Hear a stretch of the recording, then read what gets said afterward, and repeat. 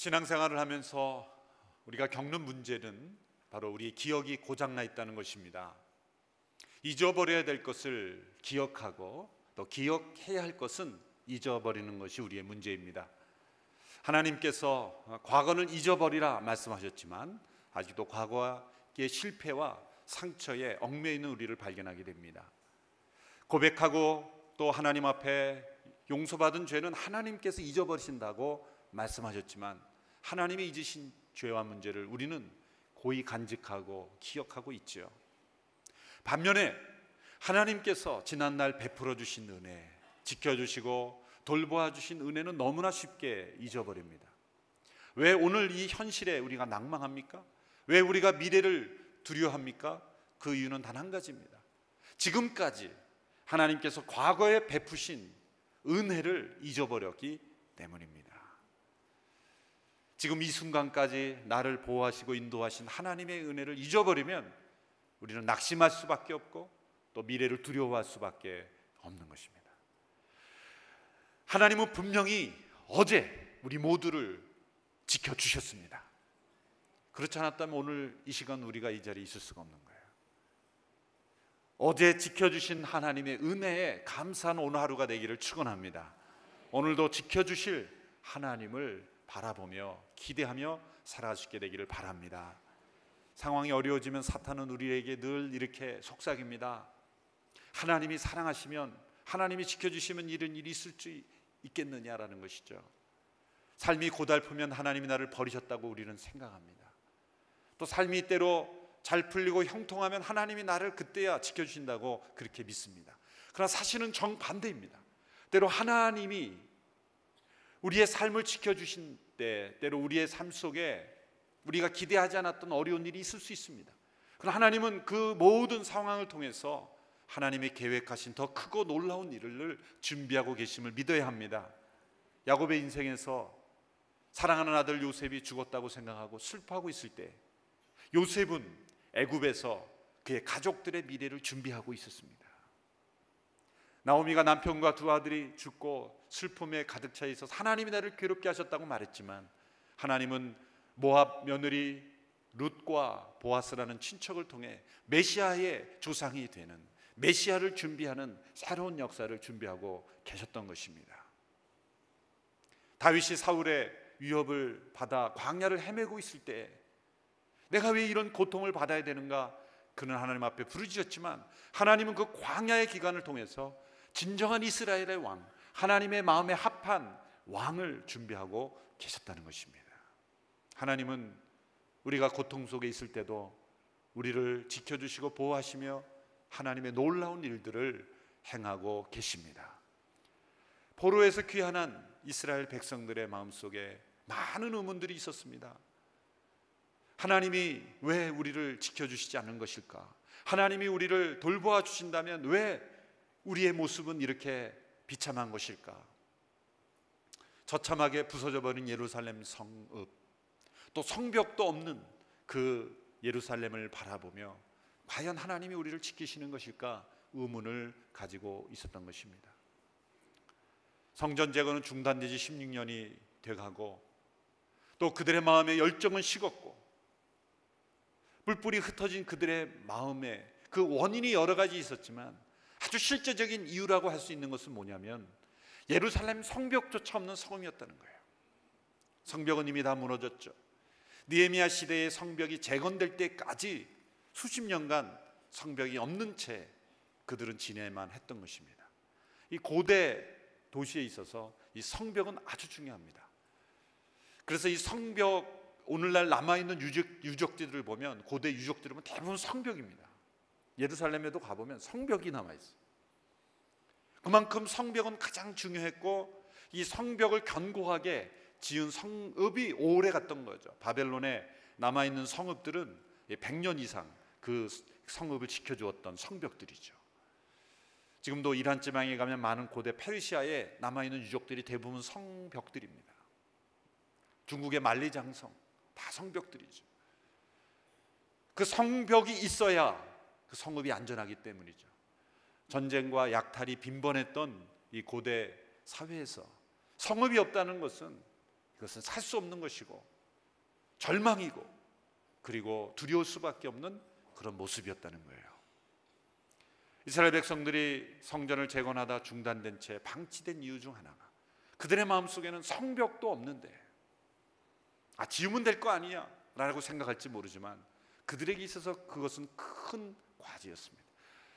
제3차의 귀환한 느헤미야가 성벽을 재건할 때까지 그들은 두려울 수밖에 없었고 그것이 또한 성전을 재건할 수 없는 그런 실제적인 이유로 그들은 생각할 수 있었다는 거죠. 하나님께서는 이 이스라엘 백성들의 마음속에 있는 두려움을 제거해 주시고 예루살렘을 하나님께서 보호해 주시겠다는 그런 약속을 이 세 번째 환상을 통해서 주고 계십니다. 이미 첫 번째 환상에서 하나님은 예루살렘의 회복을 말씀하셨어요. 하나님이 다시 예루살렘에 돌아오시고 다시 번성케 될 것이라는 말씀을 주셨습니다.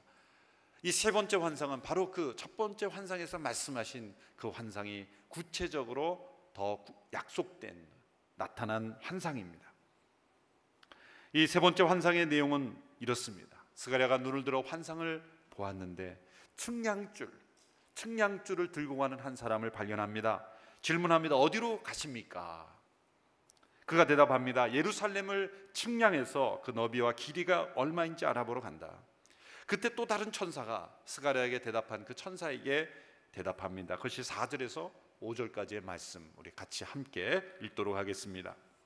시작. 두 번째 천사가 그 천사에게 말했습니다. 달려가서 저 젊은이에게 이렇게 말하여라. 예루살렘은 더 이상 성벽으로 둘러싸울 수 없는 넓은 지역이 될 것이다. 나 여호와가 말한다. 내가 바깥으로는 예루살렘의 불로 된 성벽이 되줄 것이며 안으로는 예루살렘의 영광이 되겠다. 이 천사의 대답은 당시 사람들의 고정관념을 깨트리는 말씀이었습니다. 예루살렘을 측량하려 가는 사람이 이렇게 말합니다. 예루살렘은 측량할 수 없을 정도로 넓은 성읍이 될 것이다. 성벽이 없는 성읍이 될 것이라는 말씀입니다. 성읍 없는, 성벽이 없는 성읍, 그것은 당시 사람들로는 상상할 수 없는 것이죠. 성벽이 없는 성읍, 그것은 있을 수 없는 일입니다. 그건 두려운 일이고 있어서도 안 되는 그러한 단어입니다. 왜냐하면 곧 멸망할 것이기 때문입니다. 이 천사는 예루살렘이 성벽이 필요 없게 되는 두 가지 이유를 말씀하고 있습니다. 첫째는 예루살렘 안에 이 사람과 가축들이 너무 많아져서 성벽을 지을 수조차 없게 된다는 거예요. 성벽을 짓고 싶어도 지을 수 없을 정도로 예루살렘이 확장되고 번성된다는 것입니다. 따라서 이 천사가 지금 예루살렘을 측량하러 가는 것은 현재 예루살렘이 아니라 장차 확대될 예루살렘을 측량하겠다는 거죠. 도대체 얼마나 많은 사람들이 돌아오길래 예루살렘이 이렇게 확장된다는 말입니까? 실제로 1차, 2차, 3차 그리고 그 이후의 역사를 보아도 예루살렘이 그렇게 성벽이 필요 없을 정도로, 지을 수 없을 정도로 넓어진 역사는 없습니다. 그렇다면 이 말씀은 틀린 겁니까? 아니죠. 이 말씀은 예언의 말씀입니다. 이 말씀은 단지 문자적으로 그 당시에 일어나는 예루살렘의 확장만을 의미하고 있지 않다는 것입니다. 성벽 없는 성읍으로 예루살렘이 확장되는 것은 무엇을 의미하는 것입니까? 이 신약시대의 교회, 오고 오는 모든 하나님의 교회를 의미하는 것이죠. 성벽이 없이 확장되는 예루살렘. 오순절 예루살렘에 성령이 임했을 때 그 예루살렘에 임한 성령의 역사는 세계 곳곳에 하나님의 사람들을 만들고 변화시켜서 그 영적 예루살렘이 성읍이 지어질 수 없을 정도로 확장된 영적인 예루살렘이 되었다는 것. 이거는 예루살렘으로부터 시작된 이 하나님의 나라가 온 세상에 성읍을 지을 수 없을 정도로 확장된 오늘날의 하나님의 교회들을 의미하는 것입니다. 그러나 이것은 그 당대의 사람들에게는 하나의 비전이 되고 꿈이 됐던 거예요. 그들 당대에 다 이루어지지 않았습니다. 하나님의 꿈은 언제나 이렇습니다. 내가 지금 꾸고 있는 꿈이 그 비전이 정말 하나님의 비전인가 아닌가는 내가 이룰 수 있는 일이냐 없느냐도 해당이 돼요. 내가 다 이룰 수 있는 것이냐면 한번 생각해 봐야 돼요. 하나님의 꿈은 내가 이룰 수 있는 것보다 훨씬 더 크십니다. 오늘 이 시대에 이루어지는 것보다 훨씬 더 큽니다. 당대에 나를 통해서, 우리를 통해서만 이루어지지 않다 할지라도 하나님의 비전과 환상은 언제나 먼 미래를 향하여 내다보고 있다는 것입니다. 이 미래에 대한 하나님의 꿈과 환상을 본 사람은 현실의 어려움에 절대 낙심하지 않습니다.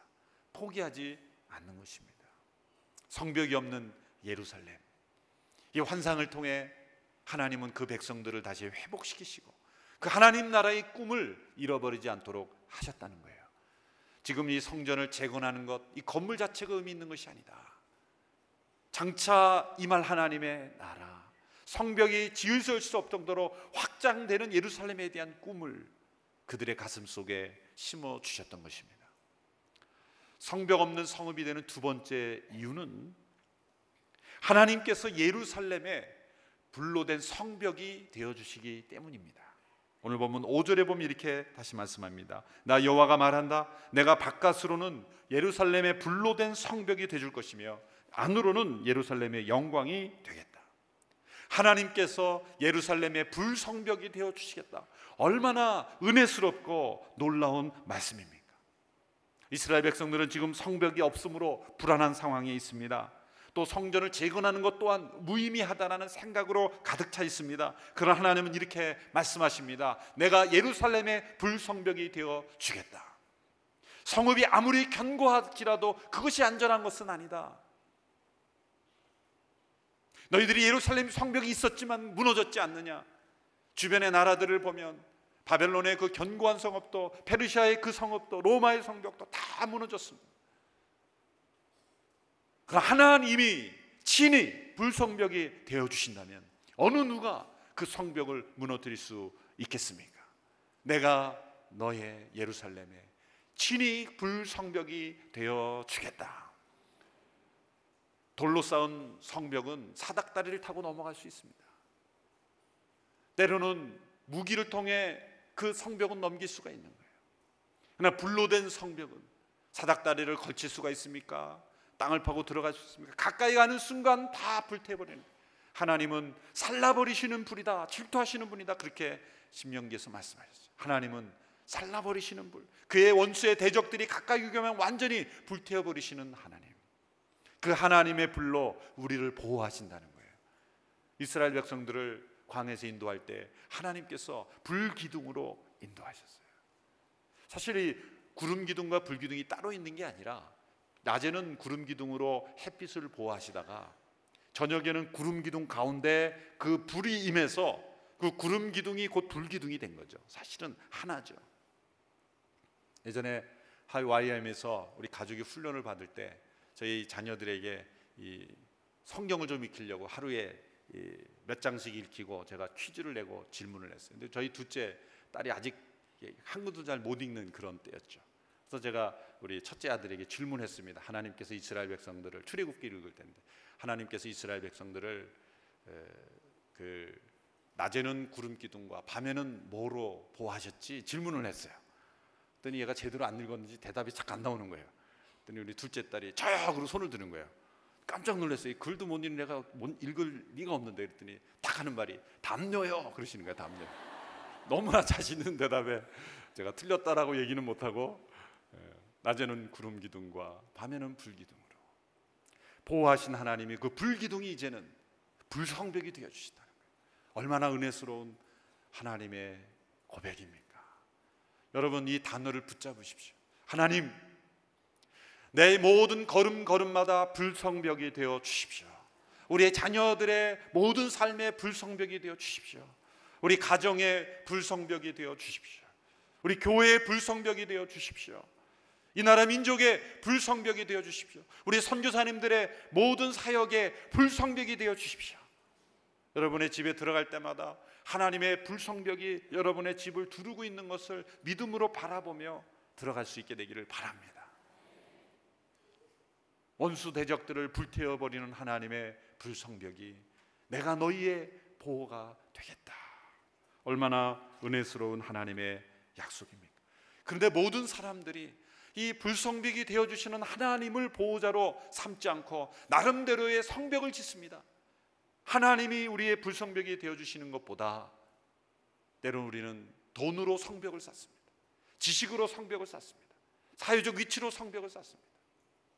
각자 자기가 쌓은 성벽으로 그 성벽이 나를 지켜줄 것이라고, 안전할 것이라고 생각하고 믿고 의지하며 살아가는 거예요. 많은 나라들은 국방력이 성벽이 되어줄 것이라고 생각합니다. 천만에요. 무기가 아무리 많다고 그 나라가 지켜집니까? 천만입니다. 고대 역사를 보십시오. 그 당시에 강대국이라고 했던 수많은 나라들이 교만하면 반드시 꺾으시고 하나님이 멸망시키는 거예요. 하나님이 불성벽이 되어주지 않는 인생은 어떤 것으로 성벽을 쌓아도 성벽은 무너지는 것입니다. 하나님을 불성벽으로 모시고 살아가는 인생이 되기를 축원합니다. 그런데 밖으로는 불성벽이 되어주시고 안으로는 예루살렘의 영광이 되어주신다는 거예요. 구약의 하나님 백성들의 가장 두려운 것은 하나님의 영광이 떠났다는 거죠. 영광이 떠났다는 것은 버림받았다는 겁니다. 저주받았다는 겁니다. 죄를 성경은 이렇게 정의합니다. 로마 3장 23절에 모든 사람이 죄를 범하였음에 하나님의 영광이 이르지 못했다. 죄는 무엇입니까? 하나님의 영광이 떠난 겁니다. 그런데 하나님께서는 이 영광이 다시 돌아오게 하시겠다. 이스라엘 백성들이 죄를 지어 멸망당해 바벨론으로 포로 떠나갔을 때 단지 포로로 떠나는 게 아니라 하나님께는 더 큰 문제가 있는 거예요. 하나님의 영광이 사라진 거예요. 우리가 죄를 짓고 범죄했을 때 우리가 죄를 단지 짓고 형벌을 받는다는 것이 그것도 중요하지만 더 중요한 것은 우리 안에 있어야 될 하나님의 영광이 사라지는 거예요. 여러분, 하나님의 영광이 우리의 가슴 속에 살아있는 인생이 되기를 축원합니다. 교회 안에 무엇이 영광이 되어야 됩니까? 하나님이 영광이 되셔야 돼요. 하나님이 영광이 되셔야 돼요. 교회가 분열하고 다투고 싸우고 서로 정죄하고 문제가 생기면 영광이 떠나는 거예요. 하나님의 영광이 가득한 인생, 하나님의 영광이 가득한 교회, 하나님의 영광이 가득한 이 나라와 민족이 되는 것이 진정한 인생의 기쁨인 줄 믿습니다. 안으로는 이스라엘의 영광이 되어주고 밖으로는 불성벽이 되어주시는 것, 이것이 바로 하나님께서 그 예루살렘을 보호하신다는 약속인 것입니다. 6절에서 9절까지의 말씀에 보면 말씀을 듣는 대상을 바꾸십니다. 이제 귀환한 예루살렘에 귀환한 그 백성들을 향해 말씀하시다가 이제 다시 초점을 바꿔서 아직 바벨론에서 돌아오지 않고 있었던 사람들을 향하여 하나님께서 말씀하시는 겁니다. 6절에서 9절까지의 말씀이죠. 같이 읽겠습니다. 시작. 이제 어서 북쪽 땅에서 도망쳐라. 여호와의 말이다. 내가 너희를 하늘의 네 방향에서 부는 바람처럼 흩어버렸다. 나 여호와의 말이다. 자, 도망쳐라. 바벨론 성에 살고 있는 시온아, 만군의 여호와께서 이렇게 말씀하셨다. 너희를 괴롭힌 나라들에게 영광스러운 일을 하기 위해 주께서 나를 보내시며 말씀하셨다. 너희를 건드리는 나라는 주의 눈동자를 건드리는 것이다. 내가 손을 들어 그들을 치겠다. 그러면 그들은 자기네 종들에게 모두 빼앗길 것이다. 그러므로 너희는 만군의 여호와께서 나를 보내셨음을 알게 될 것이다. 이스라엘 백성들 중에는 고레스의 칙령에 발표되어서 돌아갈 수 있음에도 불구하고 돌아온 사람보다 돌아오지 않은 사람이 훨씬 더 많았습니다. 포로로 잡혀간 사람들이 그곳에서 자녀를 낳고 살아가며 바벨론에서 태어난 사람들도 많았고, 또 예루살렘으로부터 끌려간 사람이지만 그곳에 자리 잡고 잘 살아가고 있기 때문에 굳이 예루살렘으로 돌아갈 이유가 없는 거죠. 왜? 예루살렘은 위험한 도시였기 때문에, 예루살렘은 불안한 도시였기 때문에, 성벽도 없고 그곳에 가면 많은 희생이 따라야 하는 그러한 성읍이었기 때문에, 비록 고향이었지만 그곳에 하나님이 함께 임재하셨던 성전이 있었지만 현실적인 이유로 볼 때는 돌아갈 이유가 없었던 것이죠. 돌아갈 이유가 없었던 것입니다. 그래서 돌아온 사람들은 5만 명 가까이 인원만 돌아왔고 그 나머지 사람들은 바벨론에 훨씬 더 많은 인구들이 남아 있었던 거예요. 그 사람들을 향해서 갑자기 하나님께서 말씀하시는 거예요. 저 북쪽 땅에 거하는 바벨론에 거하는 사람들에게 말씀하십니다. 그냥 돌아오라라고 말씀하지 않으세요. 도망쳐라 이렇게 말씀하는 거예요. 도망쳐라. 돌아오라라고 말씀하시는 것과 도망치라고 말하는 것과는 차원이 다른 거죠. 그리고 그냥 도망치라고 말씀하지 않으셨어요. 빨리 도망쳐 나오라. 보면은 한글 성경에는 나오지 않지만 6절 전반부에 보면 한글 성경이 이제 어서 이렇게 했지만 히브리 성경 원문에 보면 매우 위급한 상황을 알리는 감탄사, 호이호이입니다. 그러니까 영어로 헤이 헤이 막 부르는 거예요. 한글로 말하면 이봐요 이봐요 막 외치는 거예요. 여보게들 그렇게 외치는 거예요. 빨리 도망쳐 나오라는 거예요. 아주 다급한 상황이라는 거예요. 그런 현실은 사람들은 어떻게 생각하고 있어요? 이 바벨론만큼 안전한 땅이 없다는 거예요. 예루살렘은 이것만큼 불안한 땅이 없다는 거예요. 그런데 하나님은 바벨론에 거하는 그 사람들을 향하여 위험하다, 빨리 도망쳐 나오라, 그렇게 하나님은 말씀하고 있는 거예요. 두 가지 이유가 있습니다. 첫째로 너희들의 눈에 보기에 지금 바벨론은 가장 안전한 땅 같지만 이제 곧 바벨론은 멸망할 것이다. 페르시아에서, 메데 페르시아에서 너희들이 멸망할 것이다. 현재 그 바벨론의 성벽은 너무나 견고해서 어떤 민족의 침략도 오르지 못할 것이라고 그렇게 확신하고 있었어요. 또 물질적으로도 풍요했어요. 경제생활도 풍요로웠어요. 이렇게 안전하고 좋은 땅에 우리가 거하는 것이 훨씬 더 낫다라고 생각했던 지극히 현실적인 사람들, 바벨론의 성벽을 그들의 보호 성벽으로 삼았던 그 백성들에게 하나님은 말씀하시는 거예요. 도망쳐라, 빨리 도망쳐라. 두 번씩이나 반복해서 말씀하고 있는 거죠. 여러분, 우리 인간의 눈 위에 보기에는 안전해 보여도 하나님 보시기에는 위험한 곳이 있습니다. 인간의 보기에는 위험한 곳이라도 하나님 보시기에는 안전한 땅이 있는 것입니다. 그러므로 인간적인 눈으로 보는 곳으로 평가하지 않게 되기를 바랍니다. 아브라함의 조카 롯도 소돔과 고모라가 눈에 보기에 좋은 땅이었지만 그곳이 멸망하는 땅이었던 것처럼 이 세상 사람들이 보기에 안전하고 좋은 땅이라고 좋은 땅이 아닙니다. 뭐가 좋은 땅입니까? 위험해 보여도 하나님이 부르신 땅이 가장 좋은 땅이요 안전한 땅입니다. 하나님이 인도하시는 땅이 가장 안전한 땅입니다. 왜? 하나님이 불성벽이 되어주시기 때문에, 하나님이 영광이 되어주시기 때문에. 두 번째 이유는 하나님께서 그 백성들을 눈동자처럼 보호해 주시기 때문이라는 거예요. 오늘 8절 후반부에서 이렇게 말씀하십니다. 너희를 건드리는 나라는 주의 눈동자를 건드리는 것이다. 눈동자를 거는 것이다. 여러분, 새 중에 가장 빠른 새가 무슨 새인지 아십니까? 눈 깜짝할 새. 눈 깜짝할 새. 눈이 왜 이렇게 빠르죠? 눈동자를 보호하기 위해서. 이 눈이 얼마나 중요합니까? 우리 신체 기관 중에서 고유한 차단막이 있는 장소는 눈밖에 없어요. 기관이 독립적인 기관이죠. 부속 기관까지 있어요. 예, 눈꺼풀이 있어요. 눈썹이 있어요. 이 눈동자가 얼마나 중요합니까? 작은 미세한 먼지를 들어가도, 다른 어떤 기관에는 심지어 귀에도 뭐 어떤 기가 들어가도 사실은 느끼지 못하는 작은 먼지도 눈에만 들어가면 눈은 반응을 합니다. 눈물을 흘립니다. 씻어내야 합니다. 그만큼 예민한 기관. 하나님이 그처럼 예민한 기관처럼 우리들을 살피신다는 거예요. 때로는 부모가 자녀를 예민하게 살피죠. 보니까 이 아빠와 엄마가 얼마나 예민도가 차이가 있는지, 이 자녀들이 보면 자다가 이렇게 아이들이 뭔가 안 좋으면 엄마는 금방 깹니다. 근데 아빠는요, 애들이 뭐 어떻게 됐는지 모르고 그냥 자죠. 자죠. 그 세심하게 살피는 그 엄마의 마음보다도 하나님께서 우리들을 더 세심하게 살피신다. 눈동자처럼 살피신다. 그것이 하나님의 보호의 약속입니다. 여러분, 우리는 주님의 눈동자입니다. 얼마나 놀라운 약속입니까? 이 표현은 사실 성경의 모세가 처음 사용했죠. 신명기 32장 10절에 보면 광야에 있을 때 그분께서 황무하고 짐승의 소리가 들리는 데서 야곱을 발견하셨다. 그분이 야곱을 방어해 주시고 그를 보살펴 주셨다. 여호와께서 그를 그분의 눈동자처럼 지키셨다. 이 모세의 노래에 나오죠. 과거 역사를 회고하면서 하나님이 야곱을 어떻게 지키셨는가, 야곱만이 아니라 그 야곱의 후손들 이스라엘 백성들을 어떻게 지키셨는가. 그 야곱은 이스라엘 백성들을 대표하는 인물이죠. 하나님이 광야를 지날 때 짐승의 소리가 들려오는 그곳에서 하나님이 눈동자처럼 지키셨다는 거예요. 이 모세의 노래를 다윗이 알았는지 다윗도 이런 고백을 붙잡고 하나님 앞에 기도했어요.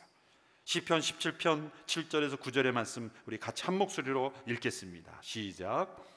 주를 신뢰하는 사람들을 그 적들에게서 오른손으로 구원하시는 주여, 주의 크고 놀라운 사랑을 보여주소서. 나를 주의 눈동자처럼 지켜주시고 주의 날개 아래 숨기셔서 나를 공격하는 악인들에게서, 나를 둘러싸고 죽이려는 내 적들에게서 지켜주소서. 우리는 주님의 눈동자입니다. 이 단어를 붙잡고 하나님 앞에 도움을 요청하시며 기도하십시오. 나를 주의 눈동자처럼 지켜주십시오. 우리의 자녀를 주님의 눈동자처럼 지켜주십시오. 그렇게 주님의 말씀을 붙잡고 기도할 때 능력이 있습니다. 이제 10절에 13절에 보면 하나님께서는 또 다시 한번 제3막 분위기를 바꿔서 시온의 딸들에게 소리쳐 노래하고 기뻐하라고 말씀하고 있습니다. 10절 11절 말씀 우리 같이 읽습니다. 시작. 시온의 딸아 소리쳐 노래하고 기뻐하라. 내가 와서 너희와 함께 살겠다. 여호와께서 하신 말씀이다. 그날에 많은 나라들이 여호와께서 와서 그분의 백성이 되며 그분은 너희와 함께 살 것이다. 그러면 만군의 여호와께서 나를 내게 보내셨음을 내가 알게 될 것이다. 소리쳐 노래하고 기뻐하라. 지금 이스라엘 백성들은 그럴 분위기가 아닙니다. 처져 있습니다. 낙심에 빠져 있습니다. 두려움에 빠져 있어요. 그런데 그 백성들에게 소리쳐 기뻐하고 노래하라. 두 가지 또 이유가 있습니다. 첫째는 하나님께서 그 백성들과 함께 사실 것이기 때문이다.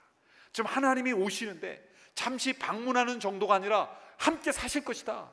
하나님이 이 땅에 오셔서 우리와 함께 사실 것이다. 성경이 기록된 이유는 이 하나님의 오심을 증거하기 위해서요. 하나님이 하늘에만 계시는 분이 아니라 이 땅에 오신다는 거예요. 그 구약의 역사의 그 증거입니다. 구약을 한마디로 요약하면 하나님이 오신다는 거예요. 신약은 하나님이 오셨다는 거예요. 그 오신 하나님이 누구십니까? 예수 그리스도. 창세기에서 하나님 말씀하실 때 하늘 위에서 말씀하세요. 그런데 출애굽기에 보면 하나님께서 신의 산으로 내려오세요. 구름이 노아 시대에 구름이 하늘에 있다가 그 구름이 신의 산으로 내려옵니다. 신의 산에서 모세를 만났습니다. 그런데 성막을 만들라고 하시고는, 성막은 텐트입니다. 이스라엘 백성들이 사는 것과보다 조금 다른 형태의 텐트죠. 그런데 성막이 지어지고 난 뒤에 레위기에 내려온 하나님은 성막에서 말씀하십니다. 하늘에서 말씀하신 하나님이 신의 산에서, 신의 산에 말씀하신 분이 성막에서 그 백성들과 함께 사시면서 다니시는 하나님.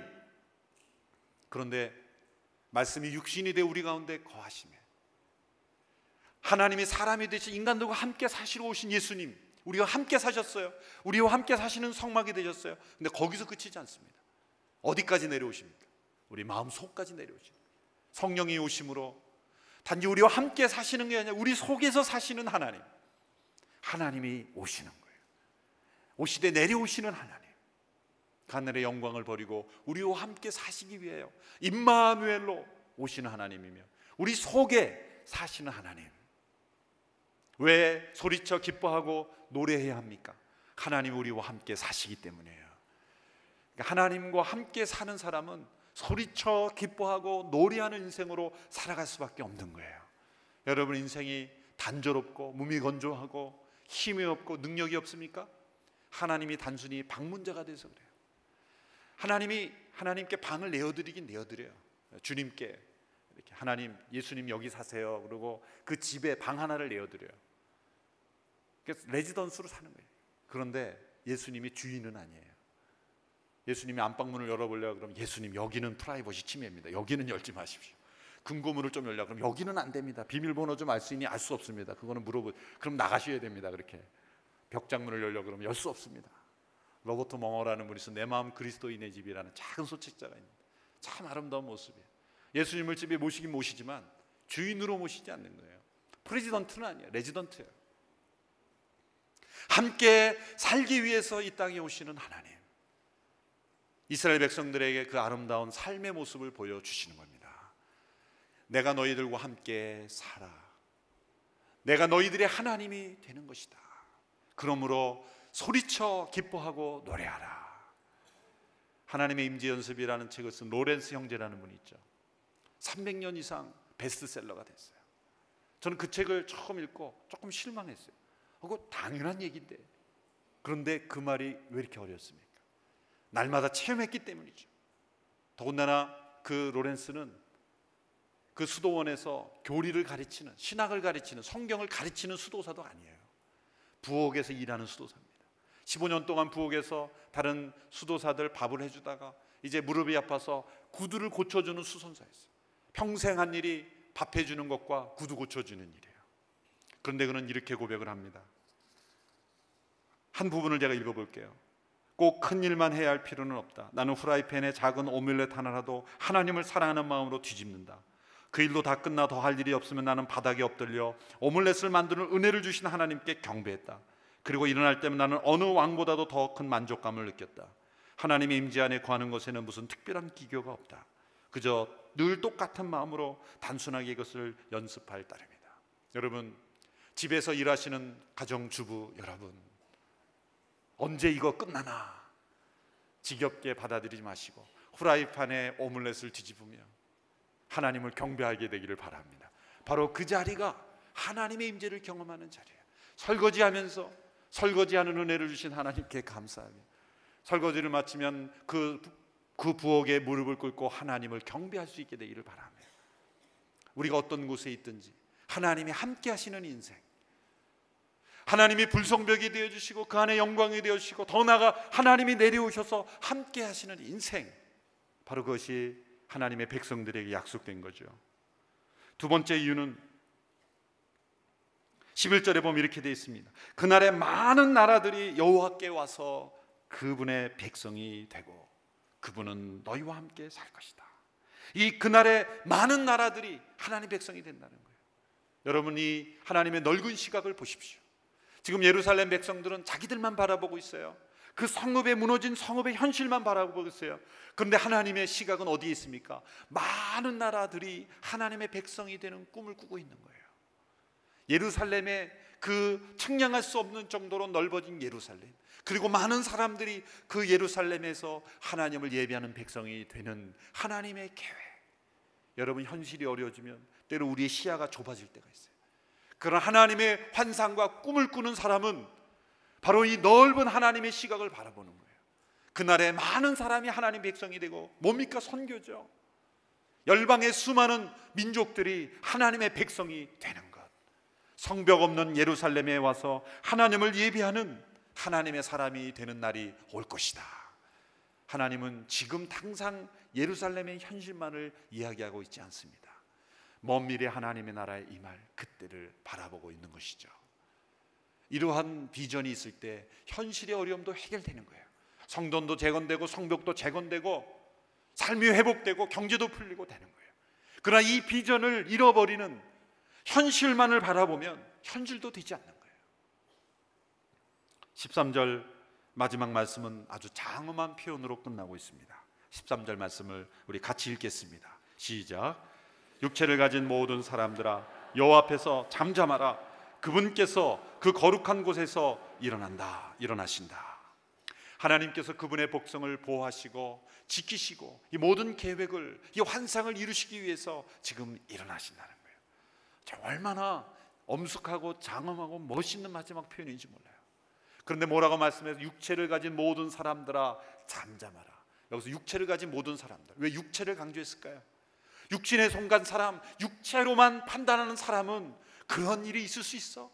그런 일이 어떻게 일어날 수 있어? 어떻게 예루살렘이 성벽이 없는 성읍이 되며 수많은 사람들이 하나님의 백성이 되며 불성각이 어떻게 되며 하나님의 영광이 어떻게 되며 하나님이 어떻게 함께 사신 인생이 될 수 있는가?